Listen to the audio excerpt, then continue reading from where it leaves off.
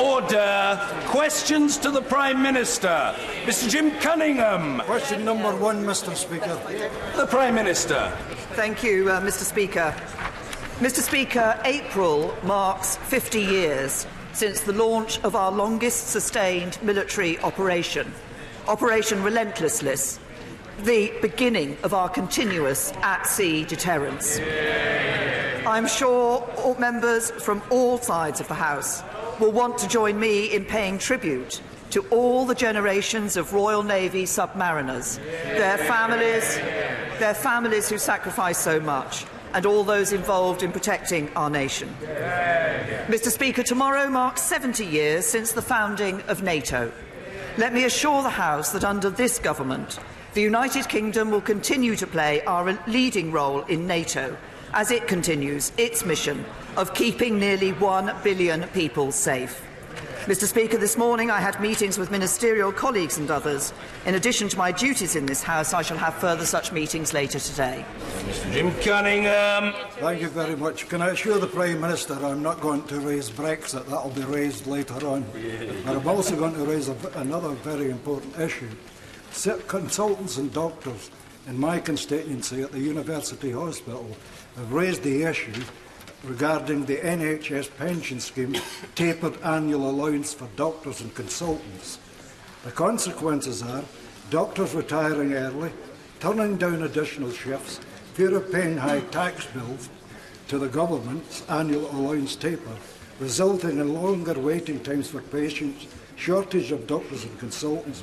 Will she raise this with the Chancellor as soon as possible and inform me regarding her answer?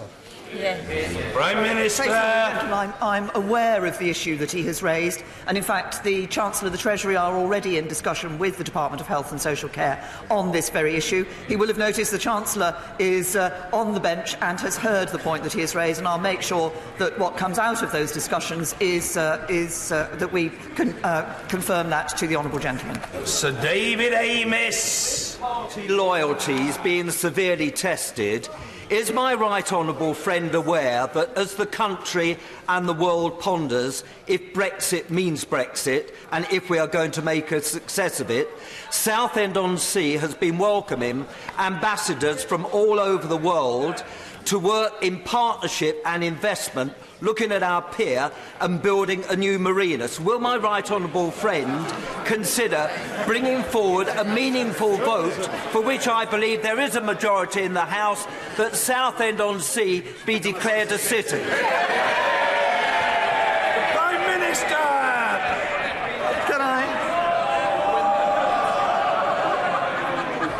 I should just say congratulations to my honourable friend for so cleverly working in the claim of Southend to become a city. But can I also say to him how important it is, as he says, that we see that investment coming into our country, the benefits and the opportunities when we have got over this stage, when we've delivered Brexit, for building that better Britain, for building that better future, including in Southend-on-sea, will be there. It's for all of us to ensure that we can get over this stage, get a deal through, get to Brexit, deliver on Brexit, build that better future, of which I'm sure Southend will be a leading part.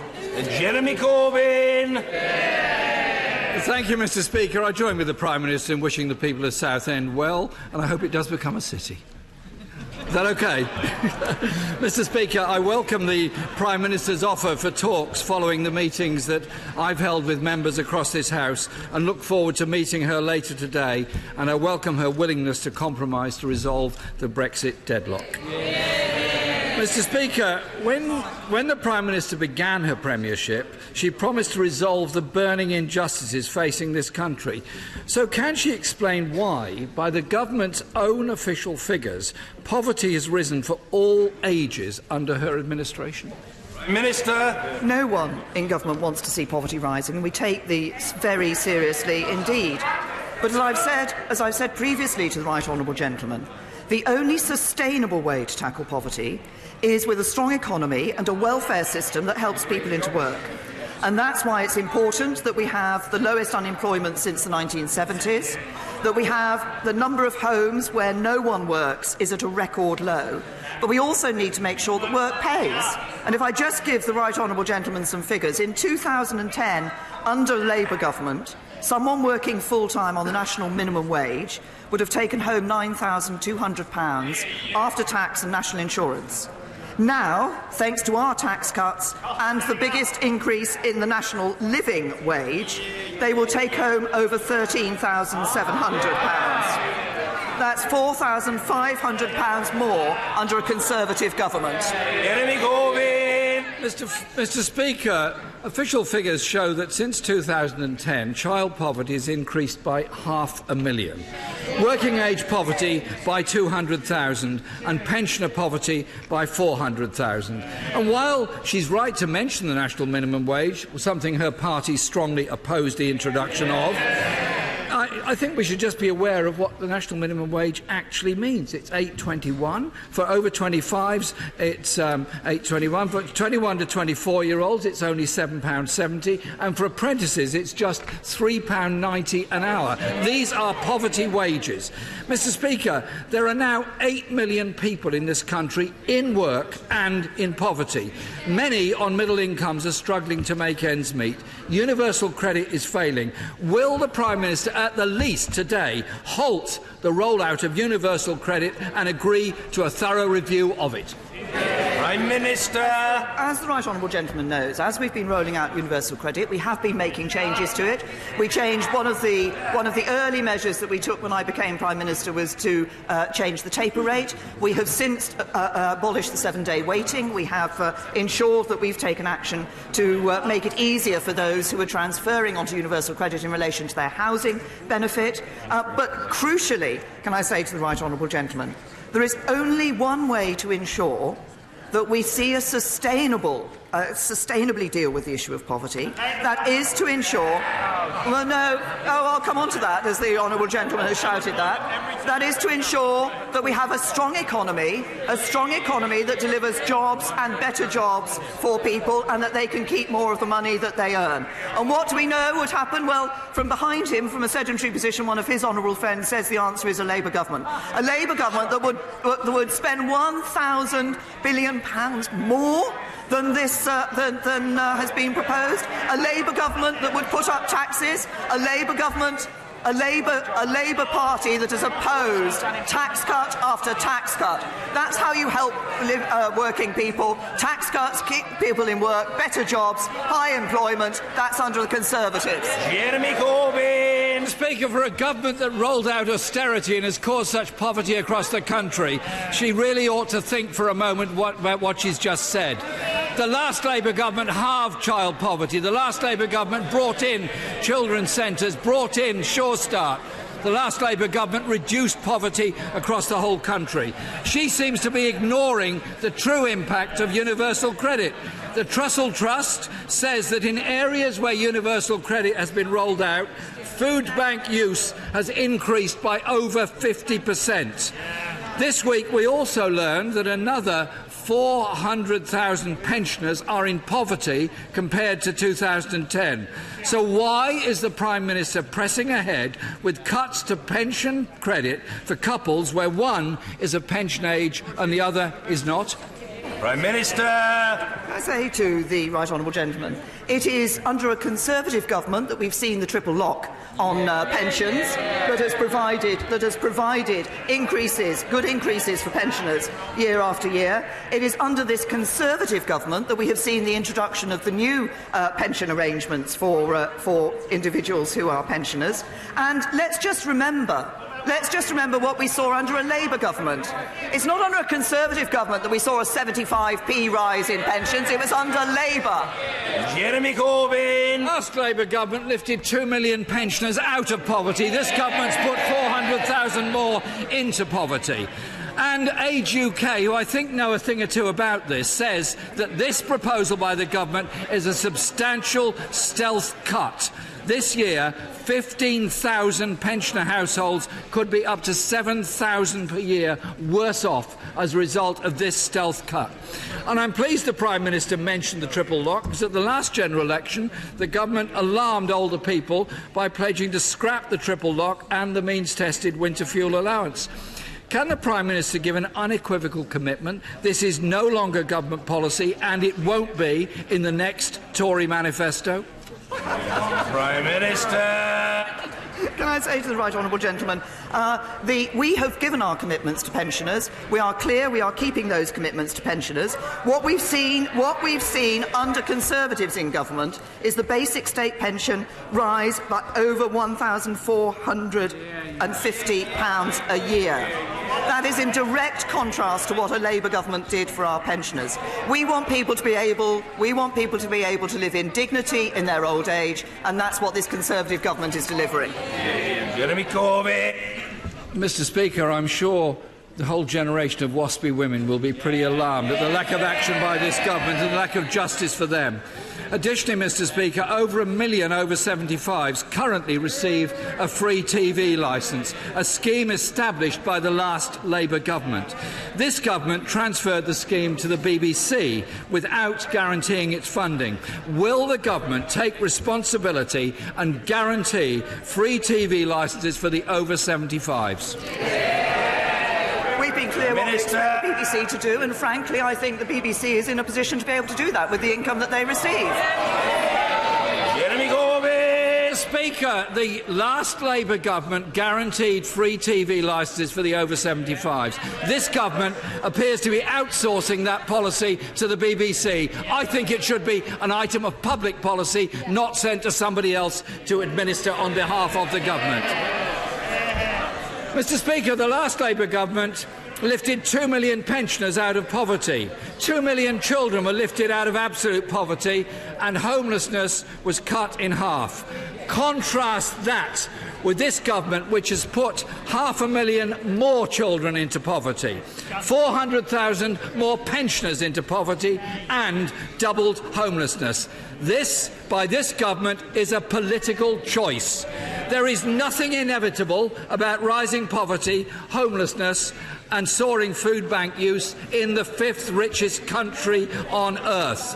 So yes, let's work to try and resolve the Brexit deadlock. But, Mr. Speaker, unless this government tackles insecure work, low pay, rising pensioner poverty, her government will be marked down for what it is, a failure in the eyes of the people of this country. Prime Minister. First of all, say to the right honourable gentleman, he quoted the last Labour government. I didn't realise he was such a fan of the last Labour government. He seemed to spend his entire time voting against it when it had a Labour government. But let's just talk about what is happening under this government. Record rate of employment, wages growing at their fastest for a decade, debt falling, a long-term plan for the NHS, the biggest cash boost in the NHS's history, skills-based immigration system, more money for police, for local councils, for schools, the biggest upgrade in workers' rights for over 20 years, freeing councils to build more homes, world-class public services, better... Order! Mr. Russell Moyle, you are behaving in a truly delinquent fashion. Calm yourself, young man. I had to have words with you yesterday. You're a bit over-eager. It's not the sort of thing I would ever have done as a backbencher. The Prime Minister. World-class public services, better jobs, more homes, a stronger economy, Conservatives delivering on the things that matter. Dame Cheryl Gillan. Mr. Speaker, as this week is World Autism Awareness Week, can I ask my right honourable friend to encourage all government departments to follow the examples being set by the MOJ, DWP and Department of Health, who are taking initiatives to improve their engagement with people who have autism and their families.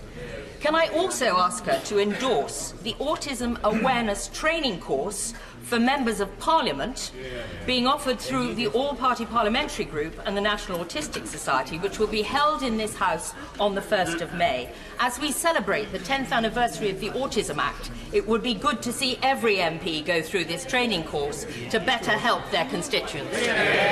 Prime Minister. Well, first of all, can I pay tribute to my right honourable friend for the work that she did to bring in the Autism Act. It was very important. It was groundbreaking. It was the first piece of parliamentary legislation to be linked to the condition of autism. And I'd also like to thank my right honourable friend and the members of the APPG for their work on this important issue, including highlighting Awareness Week, but also for ensuring that autism training is available for members of Parliament. And I hope, as she says, that members across this House do take that up. We are reviewing our autism strategy to ensure it remains fit for purpose, because we want to know what's working and where we need to push harder to transform our approach. So we will be continuing to look at this issue. My right honourable friend rightly highlighted it in the work that she did on the Autism Act, and I welcome and congratulate her on the work that she continues to do on this issue. Ian Blackford. Thank you, Mr. Speaker. It is well known that the SNP supports a people's vote and have supported revocation. But all the way through this process, right back to 2016, the SNP and the Scottish Government have sought compromise. We have published document after document Scotland's place in Europe. We know that Michel Barnier has read it. He said it's an interesting document. Why does the Prime Minister continue to ignore Scotland's voices? Why she has restricted herself to inviting the Leader of the Opposition? Why has she not invited the Scottish Government and the Welsh Government into formal talks? Why is it that Scotland's voices are being ignored by this Prime Minister and this Government? Prime Minister! Honourable gentlemen, I'm actually meeting the First Minister of Scotland later today, and we'll be talking with her about the event of Scotland. And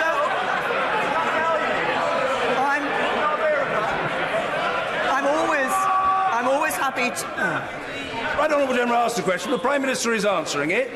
Let us hear fully and courteously the answer. The Prime Minister. Thank you, Mr. Speaker. As I say, I'm meeting the First Minister of Scotland today. I'm meeting the First Minister of Wales later today. But the right honourable gentleman says, why had I offered to meet with the Leader of the Opposition? I'm happy to meet with members across this House to discuss the Brexit issue. But I think I'm right in saying that the Leader of the Opposition and I both want to ensure that we leave the European Union with a deal, whereas, of course, the right honourable gentleman, as he's just said, has a policy of revoking Article 50. That means not leaving the European Union at all. Mr. Ian Blackford. Mr. Speaker, what I did ask about was formal talks. I'm well aware that my friend and colleague is meeting with the Prime Minister this afternoon.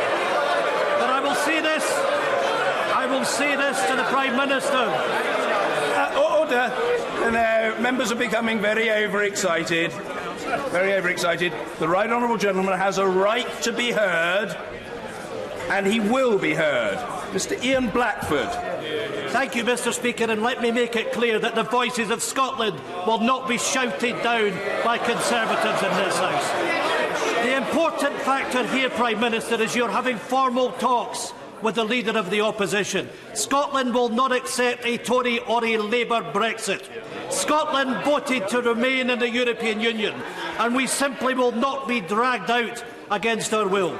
Will the Prime Minister now engage in formal talks with the Scottish Government, with the Scottish National Party and other opposition parties to make sure our voices are heard, and that desire to stay in the European Union, the best deal for all of us, is listened to and is respected? I just say to the gentleman, as he knows, because he and I have met before and talked about these issues, as I have done with other party leaders across this House. I'm always happy to meet party leaders across this House, but I want to find a way forward. I want to find a way forward that delivers on the referendum, that delivers Brexit, and does it as soon as possible, that does it in a way which means we don't have to fight the European parliamentary elections, and does it in an orderly way for this country. And he talks about voices from Scotland. I can assure him there are indeed strong voices for Scotland in this House. They sit on the Conservative benches. Nigel Adams! Mr. Nigel Adams!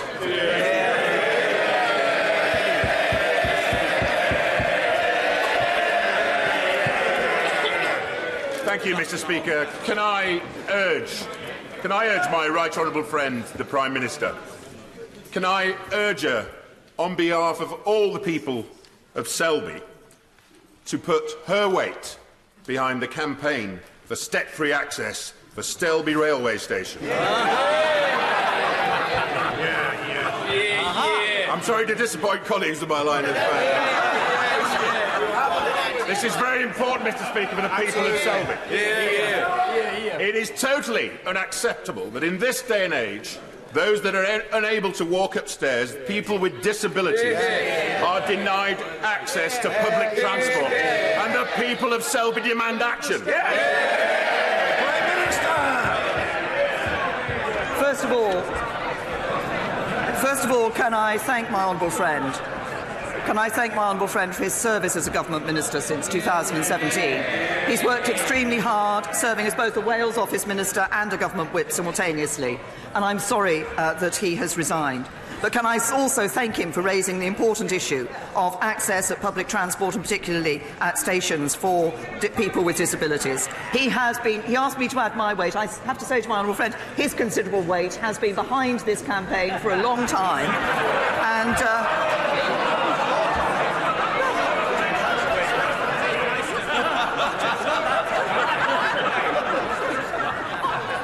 campaigner, he has been promoting this. Order, the Prime Minister referring to the Honourable Gentleman's qualities as a campaigner. That's what she was saying. She wasn't looking at him when she said it. She was saying it on the basis of her knowledge of the Honourable Gentleman. The Prime Minister. As I say, Mr. Speaker, I know that my honourable friend has been campaigning on this issue and campaigning hard on it for some time. And can I just say to him that I understand that the Department for Transport will be announcing the stations that are going to benefit from this funding tomorrow. So if he could just have a little patience and wait for that announcement. Owen Smith. Mr. Speaker, when the Prime Minister sits down later this afternoon with my right honourable friends, the Leader of the Opposition and the Shadow Brexit Secretary, she will hear no doubt that Labour's policy on Brexit is to secure membership of a customs union, the single market, and crucially, to get a people's vote on any deal. If she accepts that compromise, she can pass her deal and leave office. Will she do so? Prime Minister! Can I say to the honourable gentleman that the purpose of meeting with the Leader of the Opposition today is indeed to look at those areas that we agree on. I think there are actually a number of areas that we agree on in relation to Brexit. I think we both want to deliver leaving the EU with a deal. I think we both want to protect jobs. I think we both want to ensure that we end free movement. I think we both recognise the importance of the withdrawal agreement. What we want to do now is to find a way forward that can command the support of this House and deliver on Brexit, deliver on the result of the referendum, and ensure that people can continue to have trust in their politicians at doing what they ask us to do. Suella Braverman! Mr. Speaker, Robert Small and David West were two young men from the Fareham area with their whole lives ahead of them. While suffering with mental health problems and under the care of Southern Health, they tragically took their own lives. Few can imagine the grief endured by their families, but they have since been campaigning for change at Southern Health, which has struggled with systemic issues and problems for some years. Will my right honourable friend reassure me that the government will work with Hampshire MPs and myself so that we can secure vital changes at Southern Health so that tragedies like this may be avoided? Well, can I thank Prime Minister for raising this very important issue, and may I say that I would like to extend my deepest sympathies to the families and friends of the Honourable Lady's constituents who she's referred to in her question. This is an important issue. These incidents are very concerning. It is right, I understand the local trust and the county council have pledged to work more closely to resolve issues, but we do want to ensure that we are transforming mental health services around the country, and we remain absolutely committed to that. And of course we are providing record investment for these services. We have an ambitious plan in relation to increasing the workforce and ensuring that we're dealing with these issues. But I can reassure my honourable friend that action will be taken to ensure that we can prevent incidents of this sort from happening in the future. These were terrible incidents, and our sympathies are with the family and friends of the victims. Afzal Khan. Thank you, Mr. Speaker. This afternoon, there is a reception in Parliament to honour the 51 Muslims killed in Christchurch. In the wake of this horrific terror attack, mosques were targeted in Birmingham and Newcastle. there is a global rise in Islamophobia, including in the ranks of the Tory party. In an article for the Times this week, their chairman could not even utter the word Islamophobia. How can they deal with a problem they can't even name? I asked the Prime Minister for the third time, when will the Conservative Party conduct an inquiry and adopt the APPG definition of Islamophobia? Prime Minister! Gentlemen, as I believe I have said to him before, when any allegations are made, allegations of Islamophobia, allegations of complaints are made about Conservatives, elected Conservatives, people in the Conservative Party that are made to the Conservative Party, we look at those very seriously, and action is taken in relation to the individuals. He referred to the attacks that have taken place against mosques. I absolutely condemn attacks that take place against mosques and against any place of worship. I'm pleased to say that my right honourable friend, the Home Secretary, has increased the funding that is available to support places of worship, to protect them from attacks that take place. This has no place in our society, and we should all be working to ensure that people can go to their place of worship and can feel that they are safe and secure in this country. Mr. David Jones. Thank you, Mr. Speaker. Does it remain the position of the Prime Minister that the Leader of the Opposition is not fit to govern? Prime Minister!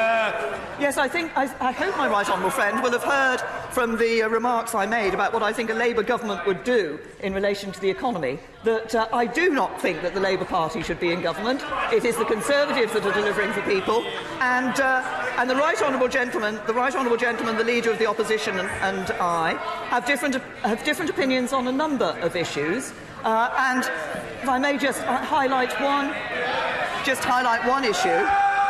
When we suffered a chemical weapons attack on the streets of Salisbury in this country, it was me as Prime Minister, this government, that stood up against the perpetrators of that attack. The right honourable gentleman said he preferred to believe Vladimir Putin than our own security agencies. That is not the place of somebody who should be Prime Minister. Jonathan Edwards. Diolch yn fawr iawn, Mr. Speaker. The British government is in meltdown. Westminster is completely dysfunctional. And this morning, the Wales office lost its fourth minister in a year. Who could possibly say that Westminster works for Wales?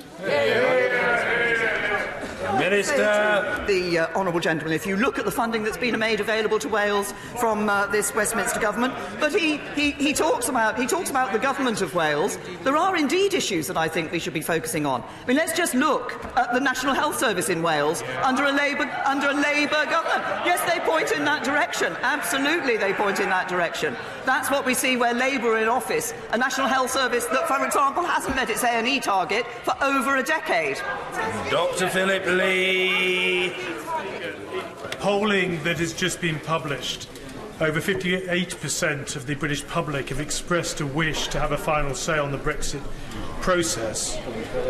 Does the Prime Minister acknowledge that with the ongoing impasse here at Westminster around Brexit, and despite her best endeavours to pass her deal, and indeed the ongoing endeavours of this House to find a compromise, that the British public are right to increasingly think that they should have a final say before proceeding with Brexit? The Minister.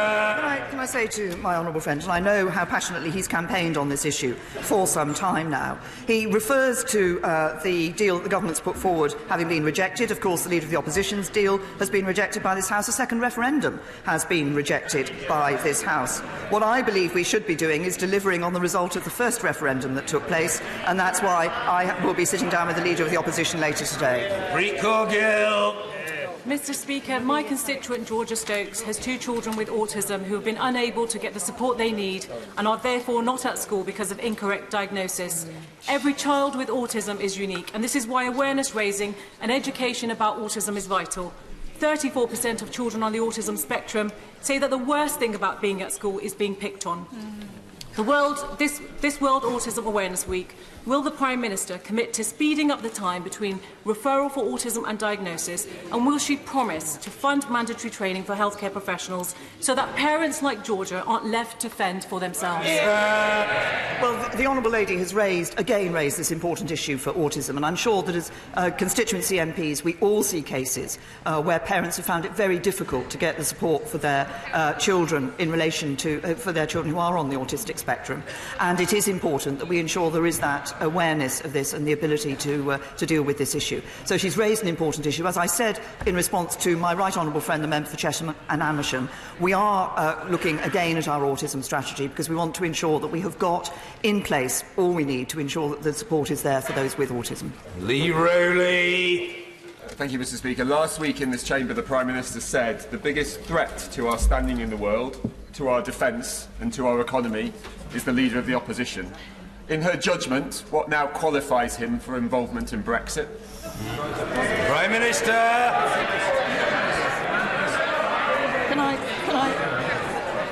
Can I just say to my honourable friend, every member of this House is involved in Brexit. I want to deliver Brexit. I want to deliver Brexit in an orderly way. I want to do it as soon as possible. I want to do it without us having to fight European parliamentary elections. To do that, we need to get an agreement through this House for the withdrawal agreement and a deal. And it is important. The House has rejected every proposal that has gone before it so far, as I've just indicated, in terms of various proposals, and a second referendum and revoking Article 50. So I believe what the public want is for us to work across this House to find a solution that delivers on Brexit, delivers on the referendum, and gives people their faith that politicians have done what they asked and have actually delivered for them. Stuart Hosey. After 2 years of Brexit deadlock, intransigence and a 7-hour cabinet meeting, the best the Prime Minister can do is invite the leader of the British Labour Party to become the co-owner of her Brexit failure. So let me ask her, had she been the leader of the opposition and invited into a trap like this, would she have been foolish enough to accept? Prime Minister! Across this House, I believe we all have a responsibility to ensure that we deliver Brexit. Across this House, we all have a responsibility to ensure that we do that as soon as possible and that we deliver Brexit in an orderly way. And I think it is entirely right. I think members of the public expect us to reach out across this House to find a way through this. They want a solution. The country needs a solution. The country deserves a solution. And that's what I'm working to find. Vicky Ford. Thank you, Mr. Speaker. In the past fortnight, there have been 2 incidents involving knife crime in my city of Chelmsford, and my constituents are extremely concerned. Can my right honourable friend, the Prime Minister, give us an update on this week's knife crime summit? Prime Minister! Can I say to my honourable friend, she raises a very important issue, and our thoughts are with the family and friends of her constituents. It was a very important summit that we held on Monday. I was pleased to bring people from police, government, across government departments, community groups, justice and healthcare, and a whole wide range of activities together to recognise the importance of taking this holistic, collective approach to dealing with knife crime. We will be consulting on a public health statutory duty to deal with this as a public health issue. I think that's the important way to do it, to ensure that everybody is playing their part in dealing with knife crime. I was also able to meet, after the summit, I was able to meet with the families, a number of families who had lost children. And I say children because these were teenagers as a result of serious violence, knife crime and a shooting.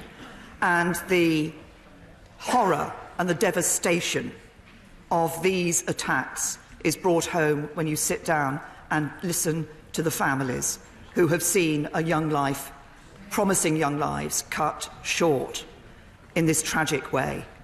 We are committed as a government, across government, to work not just across government, but with society as a whole, to deal with the scourge of serious violence that is taking so many young lives. Pollard. Thank you, Mr. Speaker. Back in June last year, I asked the Prime Minister to help fund the recycling of the 20 old nuclear submarines tied up and rotting in Devonport and Rosyth. Today's NAO report shows that MOD has no funded plan to do this work, and no submarines have been dismantled since 1980. That was the year I was born. Will the Prime Minister now extend the civil nuclear clean-up to make sure that it includes all the Royal Navy submarines so we can deal with this and make that part of her legacy in office? Prime Minister. Honourable gentlemen, we do remain committed to the safe, secure and cost-effective defuelling and dismantling of our nuclear submarines as soon as is practically possible, and the MOD continues to act as a responsible nuclear operator by maintaining its decommissioned nuclear submarines to meet necessary safety and security standards. And I think its commitment is illustrated by the recent success in the initial dismantling of the submarine Swiftsure, which has been followed immediately by the initial dismantling of Resolution. So the MOD will continue to work with the Nuclear Decommissioning Authority to achieve steady state disposal of our laid-up submarines as soon as possible. We are working on this. The Labour government had 13 years as well. And what work did it do during those 13 years on this decommissioning issue? Dr. Julian Lewis. There is a Conservative Prime Minister who repeatedly told us that no deal is better than a bad deal, now approaching Labour MPs to block a WTO Brexit when most Conservative MPs want us to leave the European Union with a clean break in 9 days' time. Prime Minister. Can I say to my honourable friend, I was absolutely right, no deal is better than a bad deal, but we've got a good deal.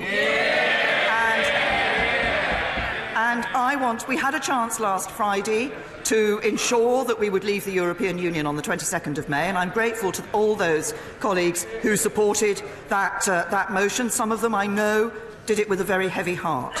But I want to ensure that we deliver Brexit. I want to ensure that we do it in an orderly way, as soon as possible, without fighting European elections. But to do that, we need to find a way of this House agreeing the withdrawal agreement and agreeing the way forward. And that is on that basis that I have been sitting down with members across the House and will continue to do so in order to ensure that we can find a way forward that this House can support. Martin Whitfield. I'm grateful, Mr. Speaker. Grace Warnock is a young East Lothian constituent of mine who has Crohn's disease. Using accessible toilets, she's faced negative comments and abuse from adults. But this inspired her to create Grace's Sign to remind everyone that there are people with invisible disabilities who have every right to use accessible toilet facilities and that society should have a heart.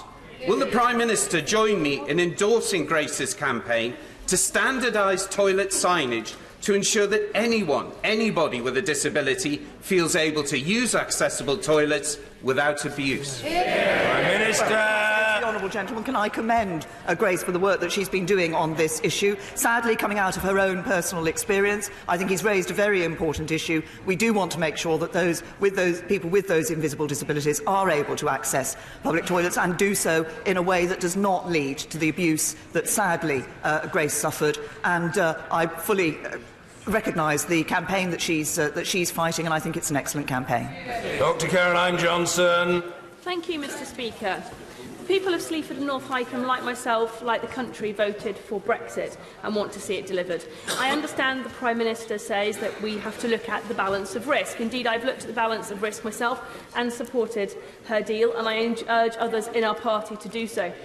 But, Prime Minister, if it comes to the point when we have to balance the risk of a no-deal Brexit versus the risk of letting down the country and ushering in a Marxist, anti-Semite-led government, what does she think at that point is the lowest risk? Prime Minister. Can I say to my honourable friend, first of all, can I thank her for the support that she's shown for the government's deal and for the encouragement she is giving to others to support that deal. What I want to see is that we are able to deliver for her constituents and for others across the country, that we, as I say, deliver Brexit and do it as soon as possible. And in delivering Brexit, we need to ensure that we are delivering on the result of the referendum. That's what I said yesterday, and that's what we will be looking to do. Jim Shannon. Thank you, Mr. Speaker. The Prime Minister stated last night that she will meet the Leader of the Opposition.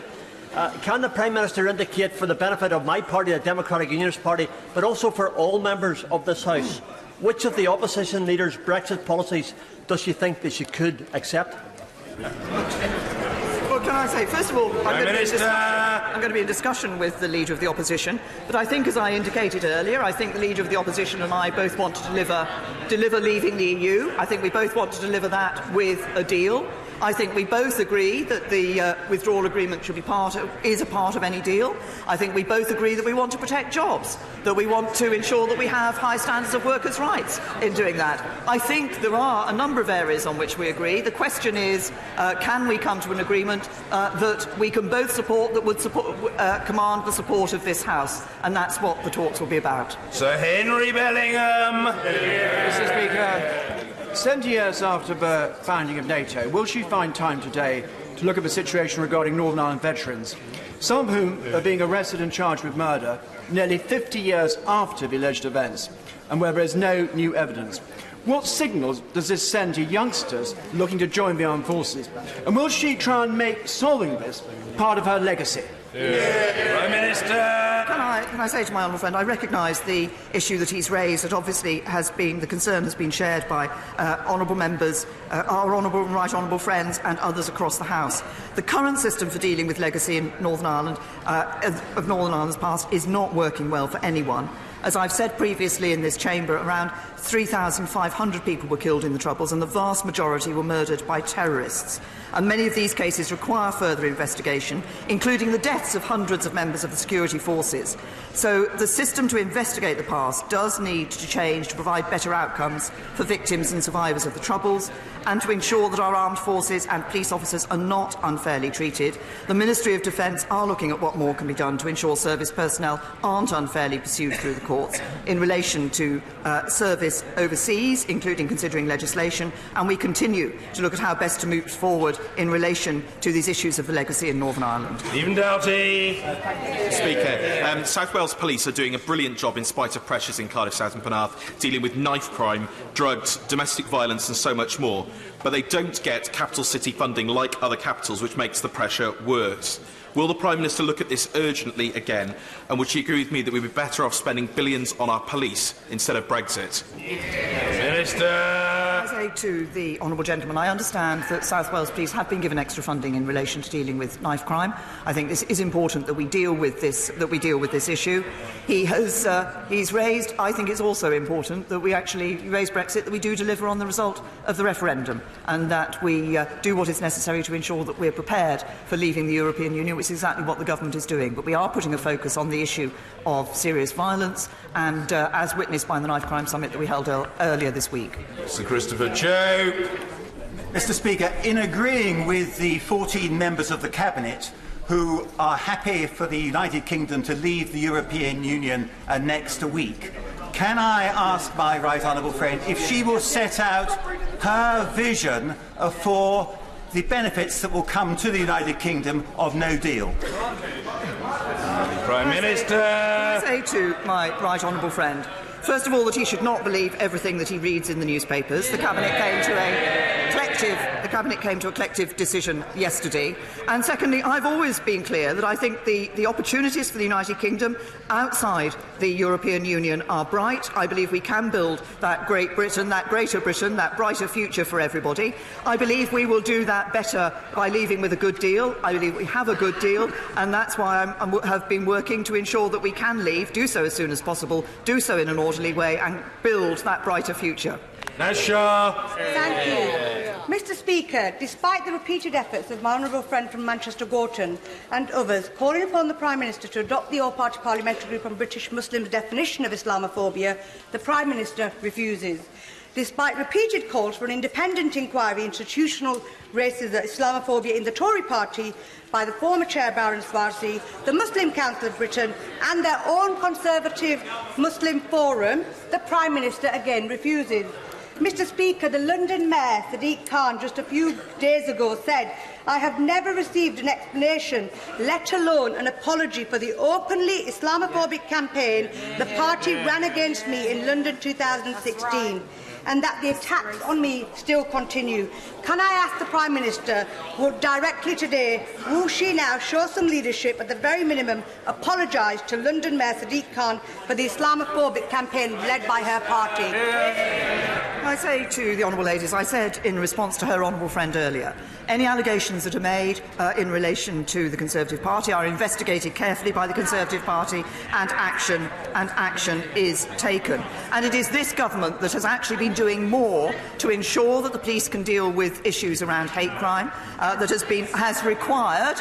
When I was Home Secretary, I required the police to actually ensure that they were recording properly incidents of hate crime that took place, so that we could better identify Islamophobia that was taking place. And I'm pleased to say that my right honourable friends, the Community Secretary and the Home Secretary, recently chaired a roundtable on anti-Muslim hate crime. This is being taken seriously by the Conservative Party and by the government. Nicky Morgan.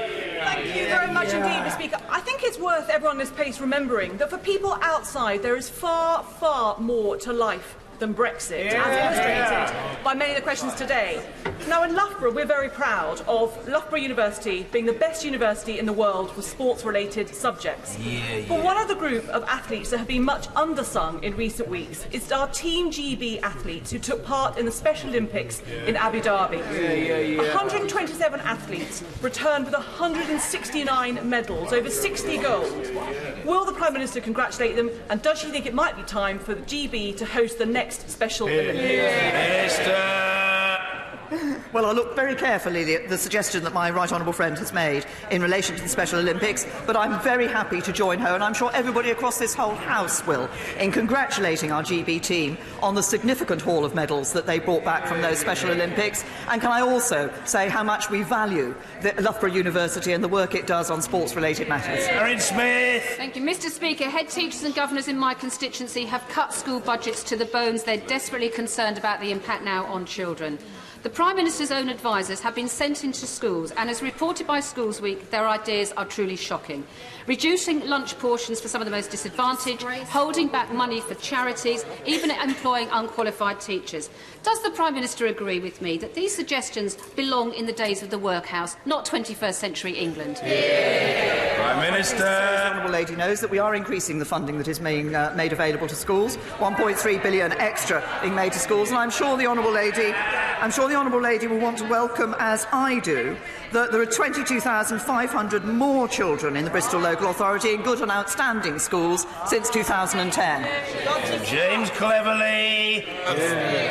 Thank you, Mr Speaker. And further to the question from my honourable friend, the member for Chelmsford, I thank the invitation that the Prime Minister extended to me for her knife crime summit on Monday. But would she agree with me that whilst numbers of police officers and powers of police officers are important, we also need to send a message to people who would never wear a T-shirt made in a sweatshop, look carefully at the air miles of the food that they buy, yet seem not to make the connection between the drug use that they have in their personal lives and the damage that's being done to young people in our streets. Will you send a message? It is not acceptable. Prime Minister. My honourable friend raises a very important point.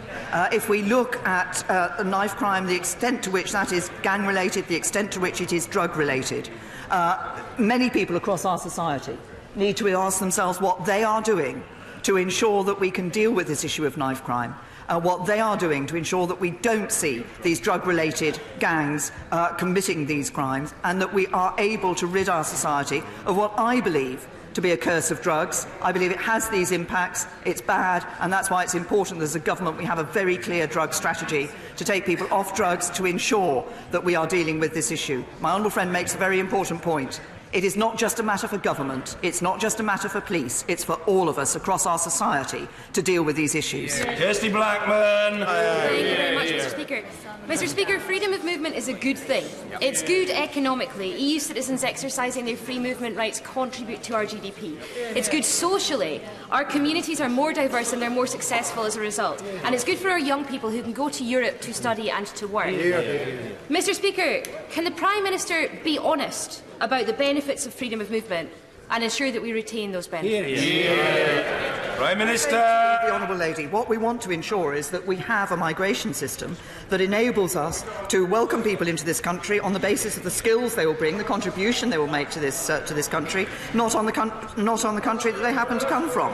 When people voted to leave the European Union in 2010, they sent a clear message that they wanted things to change. One of the things they wanted to change was to bring an end to free movement and to ensure that it is the UK government that is able to make decisions about who can come to this country. Evans. Thank you, Mr. Speaker. As the Prime Minister seeks to get a short extension upon the short extension, will she make it absolutely clear to the European Union that if they turn round and say no, it has to be a long extension and you have to fight the European Union elections, that she will say no, no, no? Prime Minister. I say to my right honourable friend, we had the opportunity on Friday to ensure that we cemented that extension to the 22nd of May and left on the 22nd of May. As I've said earlier, I'm grateful to all those who supported that motion. As I said, some did that with some difficulty, with a very heavy heart.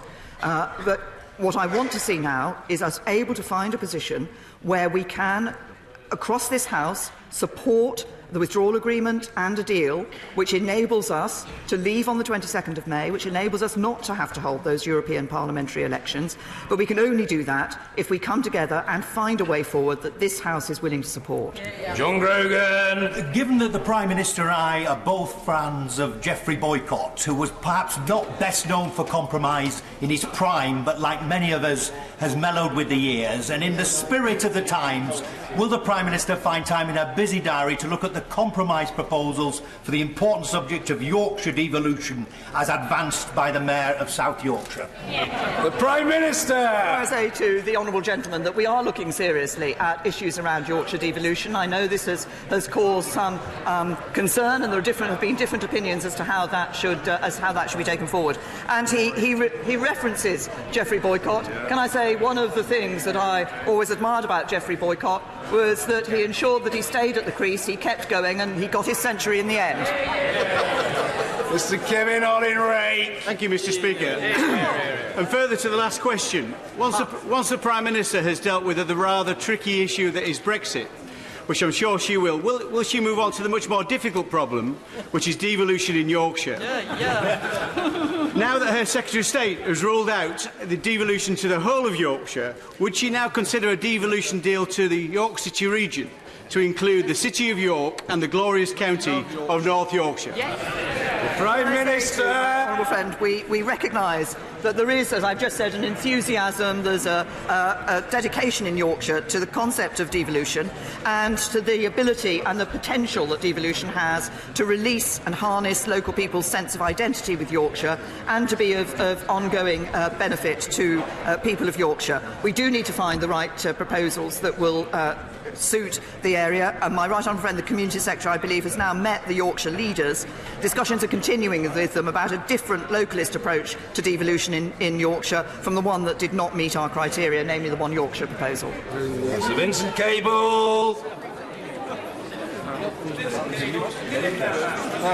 Mr. Speaker, reports from the Cabinet yesterday suggest that there were two proposals put forward for cross-party cooperation to solve the Brexit crisis.